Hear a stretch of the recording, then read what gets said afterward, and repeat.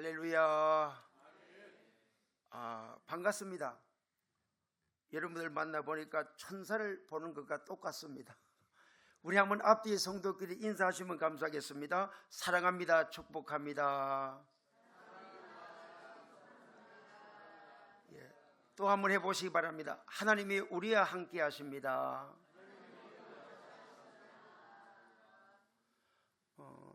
제가 섬기는 교회는 수원에 있는 대원교회인데 41년 동안 부족한 사람이 목회를 하고 이제 언론 목사가 되어서 오늘 이 자리에 서게 되었습니다.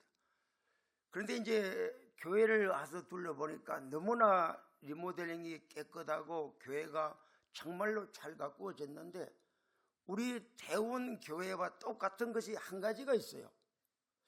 여기 이제 십자가가 없잖아요. 보니까 천정이 있잖아요. 우리 대원교회도 천정에 십자가가 있어요. 그래서 더 정답게 느껴지고 더 마음이 갑니다. 이 시간은 시편 23편 6절 말씀을 중심으로 해서 함께 하시는 하나님, 우리 한번 다시 한번 따라해 보실까요? 함께 하시는 하나님. 우리 하나님은 진실로 여러분 한 분 한 분들을 사랑하십니다. 특별히 백석중앙교회를 사랑하는 줄로 믿습니다. 누군가 함께 해주면 좋을 때가 있습니다. 그때는 고난 받을 때, 애로울 때, 그리고 아플 때일 것입니다. 그러나 가장 절박할 때가 있다면 죽음의 순간입니다. 이 생을 살아가는 사람들에게 가장 큰 두려움이 있다면 그것은 아마도 죽음일 것입니다. 많은 사람들이 죽음이 두려워서 몸부림쳐버리지만은 대단히 죄송합니다. 언젠가는 이 땅에 살고 있는 모든 인생들은 겪을 수밖에 없는 것이 죽음입니다. 그때 가족이 옆에 있어주고 담임 목사님이 옆에서 기도해주면 얼마나 좋을까요? 은고였지만 제가 이 이야기하니까 생각이 나는데, 제가 주일날 예배를 마치고 어느 성도님이 성 빈센트 병원에 입원해서 운명 직전에 있다고 해서 달려가서 예배 드리고, 그때는 주기도문을 했는데 나라와 건세가 영원히 있사옵나이다 아멘 하니까 딱 숨이 멎더라고요. 그분은 분명코 천국 간 줄로 믿습니다. 그러나 우리에게는 죽음이 두렵지 않는 것은 죽는 순간에 우리 영혼이 천국에 들어가기 때문에, 우리가 죽는 것은 천국으로 가는 관문이기 때문에 기독교 신자들에게는 절대로 두려워하지 않는 줄로 믿습니다. 하나님 아버지께서는 오늘 시편 23편 6절을 통해서 우리에게 함께 하시겠다고 말씀하고 있는데, 어떻게 함께하고 계시는지 세 가지만 여러분들에게 본문을 중심으로 해서 말씀을 드리겠습니다. 첫째로, 내 평생에 함께 하십니다. 우리 한번 따라해 보시면 감사하겠습니다. 내 평생에 함께 하십니다. 다윗의 하나님은 일생 동안 함께 해주시는 하나님이십니다. 다윗이 체험한 하나님은 임마누엘. 마태복음은 임마누엘로 시작해서 임마누엘로 끝을 맺고 있습니다. 우리의 삶도 임마누엘로 시작해서 임마누엘로 끝을 맺게 될 줄로 믿으시기를 바랍니다. 시편 23편 6절 말씀해 보시면 내 평생에, 성경 보실까요? 그렇게 말씀하고 있죠. 내 평생에 이렇게 기록하고 있습니다. 하나님은 평생도록 함께 하십니다. 목자는 언제나 양과 함께 있습니다. 아침에 일어나면 양들을 푸른 초장으로 인도하여 마음껏 양식을 먹게 하고 또 쉴만한 물가로 인도하여 시원한 물을 마실 수 있게 해줍니다. 때때로 사나운 짐승이 다가오면 막대기로 짐승을 물리칩니다. 그래서 양들은 목자가 옆에 있으면 안정감을 느낄 수가 있고, 사람으로 표현하면 행복감을 느낄 수가 있는 것입니다.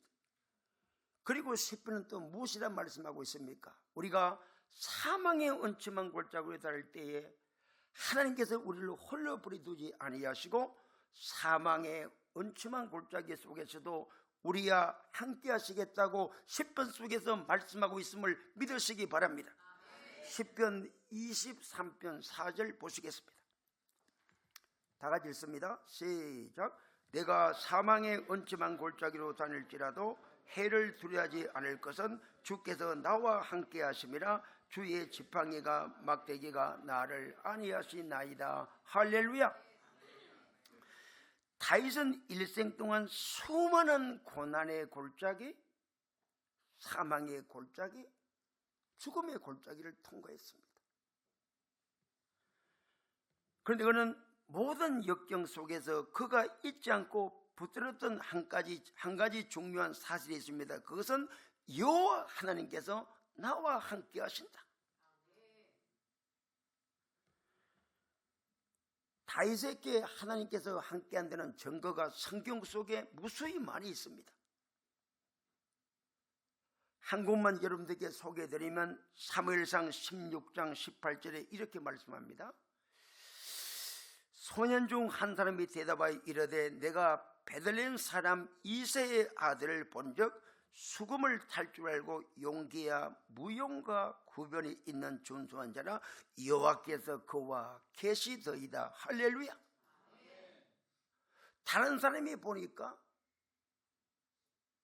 하나님께서 다윗과 함께 하는 것을 보게 되었다고 성경은 우리에게 말씀해 주고 있습니다. 여러분들이 성경 말씀을 통해서 알고 있는 그대로 다윗이 사무엘 선지자에게 기름 부음을 받을 때 성령의 충만함이 임재한 이후로부터 성령 하나님께서는 다윗과 일생 동안 함께한 줄로 믿으시기를 원합니다. 다윗에게 하나님께서 함께하심을 다른 사람이 보아서 느낄 정도입니다. 그러므로 다윗은 지금까지 함께 하셨던 하나님께서 앞으로의 삶에도 함께 하실 것을 확신하고 있는 줄로 믿습니다. 사랑하는 성도 여러분, 다윗의 평생에 함께 하셨던 하나님께서는 지금도 저와 여러분들과 함께 하시고 내일도 함께 하시고, 아멘을 안 하면 그냥 30일까지 나갈 겁니다. 걸피도 함께 하시고 영원토록 함께 하실 줄로 믿으시기를 원합니다. 우리가 예수 그리스도를 구주로 영접할 때 우리의 마음속에 성령이 오셔서 주님께서 말씀하시지 아니했습니까? 세상 끝날까지 너와 함께 하리라. 마태복음 28장 20절에 볼지어다 내가 세상 끝날까지 너희와 항상 함께 있으리라 하시니, 우리들이 험악한 인생을 걸어갈 때 하나님은 함께 하십니다. 지금 이 자리에도 성령님으로 오셔서 저와 여러분들에게 함께하는 줄로 믿으시기를 원합니다. 병든 자와 함께 하시고 눈물을 흘리며 애통하는 자와 함께 하시고, 그리고 하나님 아버지께 신령과 진정으로 예배드린 자와 함께 하시는 줄로 믿습니다. 우리가 큰 풍랑을 만나 고통을 당하고 있으면 주님은 폭풍우가 휘몰아치는 바다 한가운데로 걸어오십니다. 예수님은 우리를 결코 혼자 두지 아니하십니다. 성경에는 공식이 하나 있습니다. 그것은 여호와께서 함께 하시면 그 삶이 형통하다는 사실입니다. 언제 어디에서나 하나님께서 함께 하시면 형통합니다. 나의 갈 길 다가도록 예수 인도하시니 무슨 일을 만나든지 만사 형통하리라. 무슨 일을 만나든지 만사 형통하리라. 그렇습니다. 다윗의 하나님은 일생 동안 함께 하십니다. 우리의 하나님은 평생토록 함께하는 줄로 믿으시면 아멘 하시기를 원합니다. 둘째로 선하심과 인자심이 함께하십니다. 다윗은 시편 23편 6절에서 이렇게 말씀합니다. 본문을 보시기 바랍니다. 시편 23편 6절에 선하심과 인자심이 라고 고백을 합니다. 우리 평생에 함께 하시는 하나님께서 선하심과 인자심을 베풀어 주십니다. 여기서 선하심은 하나님의 은총을 뜻하고 인자심은 사랑을 의미하는 것입니다. 하나님께서는 말씀에 순종하며 살아가는 모든 자녀들에게 언제나 선하심과 인자심을 베풀어 주시는 줄로 믿으시길 원합니다. 죄악 가운데 있던 우리들을 선택해서 구원해 주셨습니다. 여러분, 창세전에 백석중앙교회 성도님들 한 분 한 분들을 택정해 주시고 선택해 주셔서 하나님의 백성으로 삼아 주신 것 생각하면 감격하지 않습니까? 저 같은 죄인이 뭔데 하나님께서 이 생을 창조하기 이전부터 아무개는 백석중앙교회 성도로 선택해 주시고 아무개는 구원의 백성으로 선택해 주었다고 성경 66권은 우리에게 말씀하시고 언약하고 있는 줄로 믿으시기를 원합니다. 여러분, 다른 것 다 잊어도 나 같은 죄인을 창세전에 하나님 아버지께서 택정해 주셨다는 사실을 기억하면 어떤 환경과 조건 속에서도 감사와 감격 속에 주님 앞에 충성스러운 일꾼으로 나가게 될 줄로 믿습니다. 또 하나님께서는 저와 여러분들의 이름 석자를 하늘 어린 양의 생명책에 기록했다고 말씀해 주고 있습니다. 이것이 가장 기쁘고 기쁜 일입니다. 누가복음 10장에 보면 복음을 전한 70인의 전도자는 승리에 찬 보고를 예수님께 드립니다. 주여 주여, 귀신들도 우리에게 항복하리이다. 너무나 기쁜 거예요. 여러분들도 귀신 들린 자가 있고 마귀 들린 자가 있으면 예수님의 이름으로 기도하면 마귀가 도망가면 얼마나 자랑스럽겠습니까? 아멘 하시면 그렇게 될 줄로 믿습니다. 그냥 찾아보면 저는 책임을 안 집니다. 그러자 예수님은 이렇게 말씀하십니다. 누가복음 10장 20절에 그러나 귀신들이 너희에게 항복하는 것으로 기뻐하지 말고 너희 이름이 하늘 생명책에 기록된 것으로 기뻐하라. 하늘의 이름이 기록되어 있다는 것은 구원을 받았다는 것입니다. 하나님의 식구가 되었다는 것은 최고 최대의 기쁨입니다. 내 이름이 하늘 생명책에 기록이 되어 있다. 김균태 목사의 이름이 하늘 생명책에 기록되어 있다. 강대현 목사님의 이름이 여기 님자를 붙여야 되잖아요. 하늘에 기록된 줄로 믿습니다. 제가 들어오니까 귀하고 존귀하신 장로님 두 분이 저희들을 반갑게 맞이하는데 그분들의 이름도 분명코 하늘 생명책에 기록된 줄로 믿습니다. 또 안소집사님들도 반갑게 인사하시는데 그분들의 이름도 하늘 생명책에 기록된 줄로 믿습니다. 우리 모두의 이름이 하늘 생명책에 기록됐다는 것은 여러분들이 대통령이 되고 노벨상을 받고 그리고 올림픽에 가서 금메달을 따가지고 국민들한테 대서특필하는 것보다 더욱더 행복하고 더욱더 좋은 일이고 더욱더 축복받는 일인 줄로 믿으시길 원합니다. 저는 오늘 백석중앙교회 예배에 참석한 여러분들의 이름 석자가 한 걸음 더 나가서 여러분들 모두의 가족들의 이름이 하늘 생명책에 기록되기를 축복합니다. 할렐루야.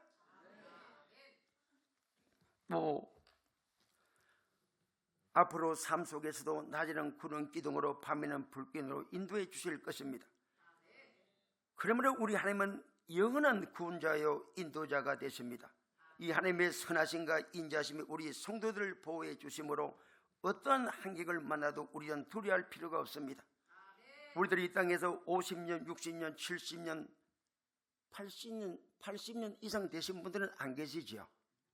80년까지만 제가 준비했어요. 살아오시면서 질병 때문에, 실패 때문에, 사고 때문에, 이별 때문에 속상하고 우려할 때도 있었습니다.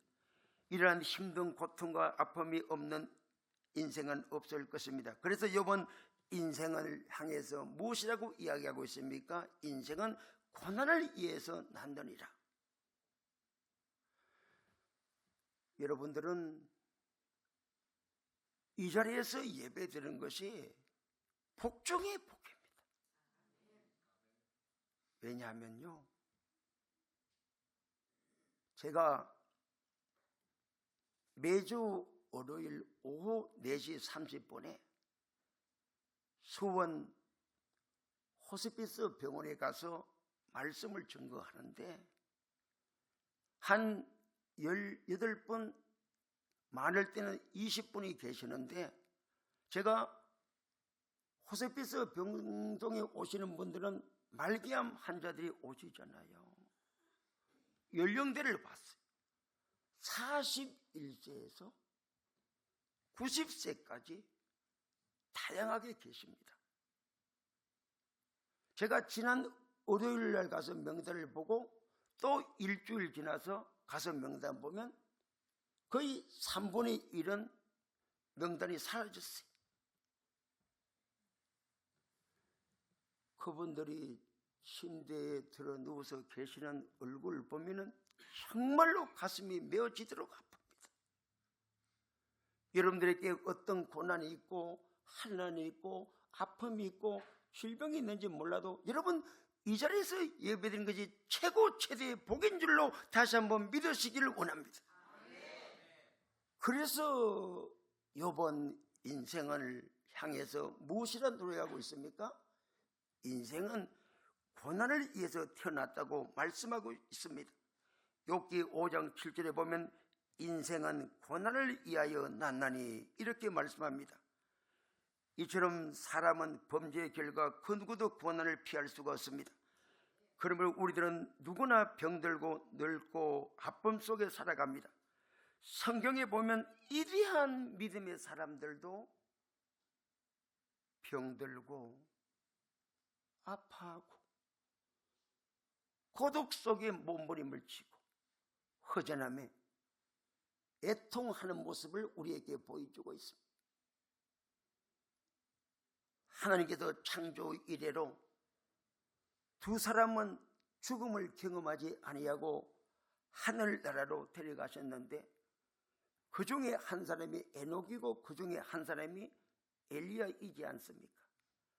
엘리야가 성취한 다음에 엘리사가 바톤을 이어서 수없이 많은 기적을 행하면서 사명을 감당했는데 성경 말씀을 보시면 엘리사가 죽을 병에 들었다고 열왕기하 13장 14절에 기록하고 있습니다. 그리고 이스라엘의 왕들 가운데서 다윗 왕 다음으로 훌륭했던 왕이 어떤 의미에서는 히스기야 왕이라고 보면 되는데 히스기야 왕도 죽을 병에 들렸다고 이사야 38장 1절 이하에 기록하고 있습니다. 하나님께서 사탄에게 묻습니다. 사탄아, 어디 갔다 오느냐? 예, 지구 구석구석을 돌아다니다가 하나님 존전에 왔나이다. 그래? 내 종 욥을 유의하여 보았느냐? 보았지요. 하나님의 말씀입니다. 그와 같이 순전하고 정직하고 하나님을 기념 경외하며 세상에 그런 사람이 없다고 하나님 아버지께서 욥을 욥기 1장 1절 8절 2장 3절에서 칭찬합니다. 그런 욥도 여러분들이 알고 있는 그대로 낮이 오면 언제 밤이 올까, 밤이 오면 언제 낮이 올까 탄식하면서 고통 속에 몸부림을 치는 욥을 우리가 욥기서를 통해서 만나볼 수가 있는 것이 아니겠습니까? 성경에 등장하는 신약 성경에 등장하는 많은 인물들 가운데 어떤 의미에서는 예수님 다음으로 훌륭한 사람이 사도 바울인데, 여러분들이 알고 있는 그대로 사도 바울도 지병이 있어서 하나님 아버지께 고쳐달라고 치료해달라고 3번씩이나 기도했지만 하나님께서는 응답하지 아니하고 내 은혜가 내게 족하다고 말씀하셨습니다. 성경 말씀이 기억되시는 분은 아멘 하시기 바랍니다. 그러나 훗날 지나온 삶을 뒤돌아보면 하나님께서 모든 것이 합력하여 선을 이루어 주셨음을 우리가 알게 될 것입니다. 로마서 8장 28절은 이렇게 말씀하고 있습니다.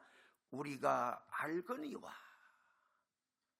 하나님을 사랑하는 자 곧 그 뜻대로 부르심을 입은 자들에게는 모든 것이 합력하여 유익이 되느니라. 여러분들 이 말씀을 중요하게 여기시고 암송하시겠지만 이 말씀을 여러분들 심비에 새기고 이 말씀을 하루에 한두 번만 묵상하면 지금까지의 삶보다 더욱더 훌륭한 삶을 하나님께서 살아갈 수 있도록 역사해 주실 줄로 믿습니다.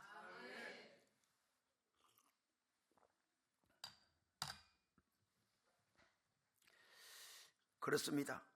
하나님은 하나님을 믿는 자녀들에게 모든 것이 합력하여 선을 이루게 하십니다. 여기서 모든 것은 즐겁고 행복하고 건강하고 좋은 것만을 의미하지 않습니다. 불행, 실패, 좌절, 늙음, 고난, 고통, 이별, 그리고 질병과 죽음까지 다 포함하는 말씀입니다. 그러나 이 모든 것들도 하나님의 시간에 비해서 볼 때에 모든 것이 우리에게 복이 되었다고 간직하며 지금도 우리가 이 자리에서 주님을 섬기고 있는 줄로 믿습니다. 그렇습니다. 우리 하나님은 평생에 함께 하실 뿐만이 아니라 선하심과 인자하심으로 함께 하심을 믿고 어떤 환난과 어떤 고통과 어떤 고난 속에서도 예수님의 이름으로 넉넉히 승리하는 삶을 살 수 있는 우리 모두가 다 될 수 있기를 주의 이름으로 간절히 축복을 합니다. 셋째로 영원한 천국으로 함께 하십니다. 다음에 할 때가 이제 계속해 볼 거예요. 자, 영원한 천국으로 함께 하십니다. 본문 말씀을 보시겠습니다. 시편 23편 6절에 내가 여호와의 집에 영원히 살리로다. 할렐루야. 여기서 여호와의 집은 예루살렘의 성소를 가리키지만 영적으로 천국을 가리킵니다. 목자 되시는 하나님께서 우리를 위해서 천국을 예배해 두셨습니다. 눈보라치는 겨울이 오면 양들은 따뜻하고 편안한 목자의 집에 있는 양우리로 들어가서 그곳에서 긴 겨울을 보냅니다. 하나님의 집에 영원히 거하는 삶이란 마치 양들이 그동안 보냈던 초장에서의 생활을 마치고 목자의 우리로 들어가듯이 우리 성도들이 이 땅의 삶을 마치고 하나님 아버지 집에서 주님과 함께 영원히 살 것을 우리에게 말씀하고 있는 줄로 믿습니다. 그래서 저와 여러분들의 삶을 히브리서 기자는 무엇이라 말씀하고 있습니까? 우리의 삶은 나그네 인생이라고 말씀하고 있어요. 우리 한번 옆에 분들과 한번 인사해 보시기 바랍니다. 우리는 나그네입니다. 시작.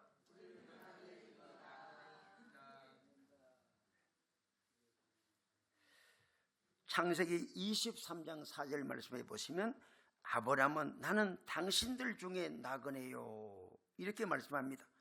창세기 47장 9절 말씀해 보시면 야곱은 내 나그네 길의 세월이 130년이니라 험악한 세월을 보내었나이다.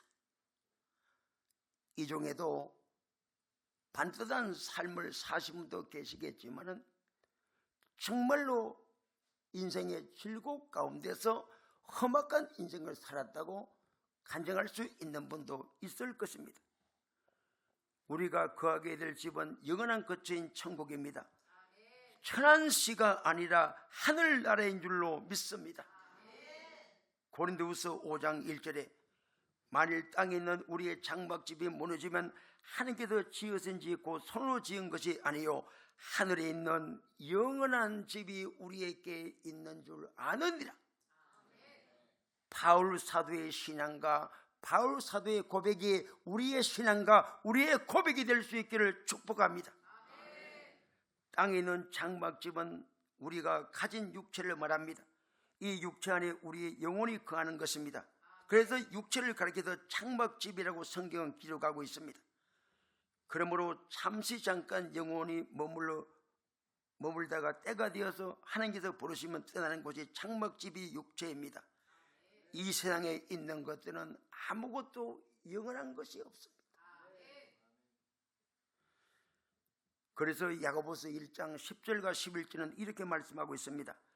부한 자는 자기의 나대짐을 자랑할지니 이는 그가 풀의 꽃같이 지나가미라. 해가 돋고 뜨거운 바람이 불어 풀을 말리면 꽃이 떨어져 그 모양의 아름다움이 없어지나니 부한 자도 그 행하는 일에 이와 같이 세잔하리라. 사실 세상의 북이 영하는 사람들에게 보이지만 그것은 잠시 잠깐 피었다가 시들어버리는 들꽃과 같습니다. 결국 이상에 속한 것은 어느 것도 영하는 것이 없습니다. 산도 영원하지 못합니다. 바다도 영원하지 못하고 때가 되면 하늘도 영원하지 못하고 우리가 딛고 집을 짓고 살고 있는 땅도 언젠가는 사라질 날이 온다고 성경은 우리에게 말씀하고 있습니다. 마찬가지로 우리의 육체도 영원하지 못합니다. 저는 가끔 언제 영혼이 내 육신의 집을 떠나갈까 가끔 묵상하게 되는데요. 70이 되니까 그 생각이 자꾸 나더라고요. 그런데 대단히 죄송하면 어떤 청년들은 저를 보고 덕담하는데 아저씨는 50대로 보인다 그러더라고요.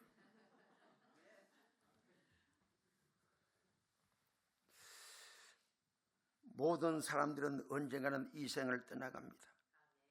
하나님은 우리 인간들의 살 날을 정하셨어요.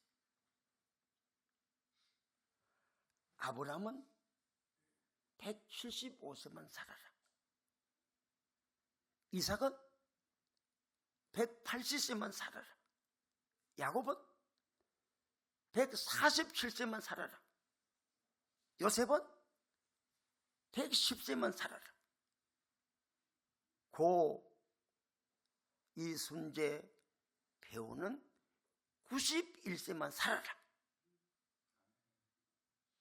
저는 백석 중앙교회 모든 성도님들은 건강하게 행복하게 100세 이상 살도록 하나님께서 정하시기를 축복합니다. 여러분들 이제 100세 이전에 돌아가실 분은 한 번도 없어요? 지구상에 사람이 생긴 이후로 이것을 거쳐간 사람은 약 900억 명입니다. 지금 살고 있는 사람은 약 82억 5천만 명입니다. 이 모든 사람들도 언젠가는 지구를 떠나가야 합니다. 지금도 지구촌에서 1초에 한 명꼴씩 죽고 있어요. 이것이 상식인 줄 알면서도 모든 인생은 죽음을 두려워야 합니다. 그러나 사도 바울과 믿음의 선배들은 죽음 저편을 확실히 알고 있기 때문에 천국에 대한 소망을 가지고 있는 것입니다. 다시 한번 고린도후서 5장 1절 말씀을 보십시오. 만일 땅에 있는 우리의 장막집이 무너지면 하나님께서 지으신 집 곧 손으로 지은 것이 아니요 하늘에 있는 영원한 집이 우리에게 있는 줄 아느니라. 할렐루야. 우리의 장막집은 언젠가는 무너집니다. 주님께서 부르시면 가야 합니다. 주님께서 부르시면 예하고 가야 합니다. 그러므로 이 땅에서 살 때 믿음으로 살아야 하고 그리고 주님을 기쁘게 하는 삶을 살고 그리고 최선을 다해서 주님을 섬기는 삶을 살 수 있는 복된 성도 한 분 한 분들이 다 될 수 있기를 주의 이름으로 간절히 축복을 합니다. 기양 하나님을 섬기는 것, 충성하다가 천국에 갈 수 있는 여러분 다 될 수 있기를 축복합니다. 계시록 22장 12절 말씀에 보라 내가 속히 오리니 내가 줄 상이 내게서 각 사람에게 그 행한 대로 갚아주리라. 그러므로 나를 기쁘게 하는 것이 아니라 하나님을 기쁘게 하는 삶을 살아가야 합니다. 고린도후서 5장 9절에 그런즉 우리는 몸으로 있든지 떠나든지 주를 기쁘게 하는다 제기를 힘써노라. 성도 여러분, 그러면 주님께서 가장 기뻐하는 일이 무엇일까요? 한번 여러분들 말씀해 보실래요? 하나님께서 무엇을 가장 기뻐하실까? 예수님은 무엇을 가장 기뻐하실까?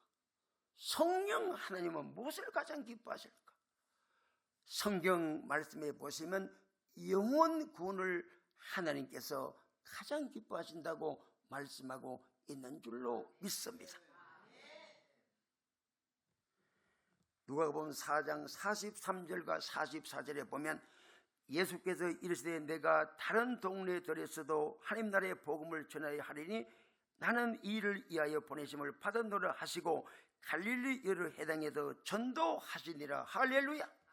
여러분, 전도하시면 하나님께서 기뻐하시고 주님께서는 천국에서 천군 천사들과 잔치를 베풀라고 기뻐한다고 말씀하고 있는데, 오늘 귀한 교회도 보니까 두 청년이 등록했는데 주님께서 엄청나게 기뻐하실 줄로 믿으시길 원합니다. 여러분, 교회가 양적으로 질적으로 부흥하는 방법은 딱 하나밖에 없어요.